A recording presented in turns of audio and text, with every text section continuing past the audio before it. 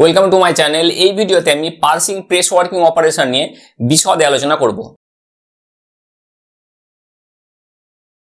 তো পার্সিং হলো এক ধরনের শীট মেটাল ওয়ার্কিং প্রসেস, যেখানে আমরা একটা বুলেট শেপ পাঞ্চ ইউজ করি এবং ডাই ইউজ করে শীট মেটালের উপরে বিভিন্ন কাট আউট তৈরি করি।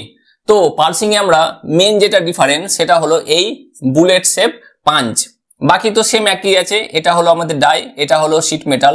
যখন আমরা এই যে পাঞ্চ আছে, পাঞ্চের উপরে ফোর্স অ্যাপ্লাই করি, তখন এই যে বুলেট শেপ আছে, বুলেট শেপটা ধীরে ধীরে এই যে শীট মেটাল আছে, শীট মেটালের ভিতরে যাওয়া শুরু করে। যখনই যাওয়া শুরু করে তখনই দেখো মেন যে শীট মেটাল আছে সে শীট মেটাল একটু করে বেঁকে যেতে শুরু করে। তো বেঁকে যেতে শুরু হয়ে যাওয়ার পরে যখন টোটাল অপারেশনটা কমপ্লিট হয়ে যায়, তখন যে ফাইনাল প্রোডাক্ট বা ফাইনাল কাট আউট পোর্শনটা তৈরি হয় সেটা এরকম ধরনের তৈরি হয়।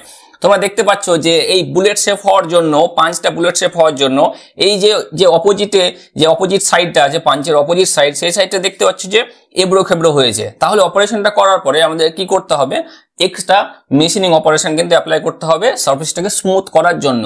অন্য অপারেশন যেমন পাঞ্চিং বা ব্ল্যাঙ্কিং যেগুলো ছিল, সেগুলোতে কিন্তু এরকম ধরনের আনস্মুথ সারফেস কিন্তু তৈরি হতো না।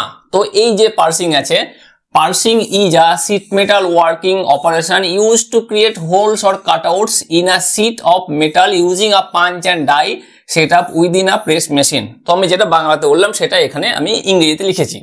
The process involves a punch descending through the sheet metal to shear out a section of material creating a hole or cutout. তাহলে বিভিন্ন হোল বা কাট আউট তৈরি করার জন্য আমরা এই পার্সিং অপারেশনটাকে ব্যবহার করে থাকি।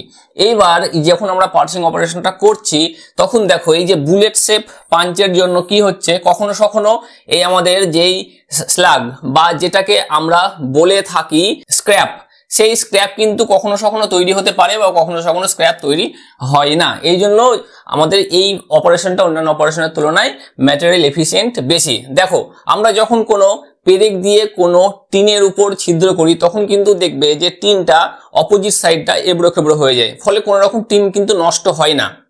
মানে কোনো যে আমাদের স্ক্র্যাপ তৈরি হবে, স্ক্র্যাপ কিন্তু তৈরি হয় না।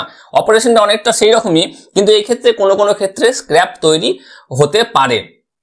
এবার দেখবো যে এই পার্সিং অপারেশনে কি কি অ্যাডভান্টেজ আছে। প্রথম অ্যাডভান্টেজ হলো এফিসিয়েন্সি। তাহলে এটা কি অনেকটা ফাস্ট এবং ম্যাটেরিয়াল এফিসিয়েন্ট প্রসেস, এবং হাই ভলিউমে আমরা প্রোডাকশন খুব করতে পারি। যাও ফাস্ট মানে হাই ভলিউম প্রোডাকশন করতে পারবো।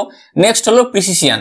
দেখো এই অপারেশনটা যখন আমরা করছি, তখন যে আমরা কাট আউট সেকশনটা পাই সেটা ডাইমেনশন একদম খুব ক্লোজ হয়, মানে আমরা যে ডাইমেনশন চাইছি সেই ডাইমেনশন হয় এবং কনসিস্টেন্টলি সেটাই তৈরি হতে থাকে। মানে এটা হলো অ্যাকুরেট এবং কনসিস্টেন্ট হোলস তৈরি করে। এই জন্য আমরা এটাকে ব্যবহার করে থাকি এই অ্যাডভান্টেজের জন্য। নেক্সট হলো কস্ট ইফেক্টিভনেস। দেখো এটা যেহেতু ফাস্ট, তাহলে অল্প সময়ে খুব বেশি কোয়ান্টিটি তৈরি করে, তাহলে কস্ট ইফেক্টিভনেস অবশ্যই হবে। তাহলে এই হলো পার্সিং অপারেশনের কিছু ইম্পর্টেন্ট অ্যাডভান্টেজ। তাহলে এখানে আমি কি করলাম? এখানে আমি পার্সিং অপারেশন নিয়ে বিশদে আলোচনা করলাম এবং পার্সিং অপারেশনে কি কি অ্যাডভান্টেজ আছে সেগুলো নিয়ে আলোচনা করলাম। তো আশা করি এই পার্সিং অপারেশনের সম্পর্কে তোমাদের কনসেপ্ট ক্লিয়ার হয়েছে। তো এই ভিডিওটি দেখার জন্য ধন্যবাদ। এই চ্যানেলে আরো আপডেটেড ভিডিওর জন্য এই চ্যানেলটিকে সাবস্ক্রাইব করো, আর আমি যখন ভিডিও আপলোড করবো তার নোটিফিকেশন প্রথমে পাওয়ার জন্য বেল আইকনটিকে প্রেস করো।